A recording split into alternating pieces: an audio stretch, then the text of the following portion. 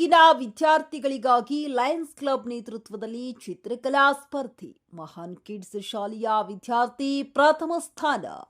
ಗಂಗಾವತಿ ನಗರದ Lions club ನೇತೃತ್ವದಲ್ಲಿ ಮಂಗಳವಾರದಂದು 13 ವರ್ಷದ ಒಳಗಿನ ಮಕ್ಕಳಿಗಾಗಿ ಫೀಸ್ ಫೋಸ್ಟರ್ ಕಾಂಪಿಟೇಷನ್ ಚಿತ್ರಕಲಾ ಸ್ಪರ್ಧೆಯನ್ನು ಆಯೋಜಿಸಲಾಗಿತ್ತು. ಸ್ಪರ್ಧೆಗೆ ನಗರದ ವಿವಿಧ ಶಾಲೆಗಳಿಂದ ವಿದ್ಯಾರ್ಥಿಗಳು ಭಾಗವಹಿಸಿದ್ದು, ಮಹಾನ್ ಕಿಡ್ಸ್ ಶಾಲೆಯ ವಿದ್ಯಾರ್ಥಿಗಳು ಕುಮಾರಿ ಜಲಾ ಹಾಗೂ ಕಶ್ರಾಜ್ ಪುರೋಹಿತ್ ಪ್ರಥಮ ಸ್ಥಾನ ಪಡೆದುಕೊಂಡರು.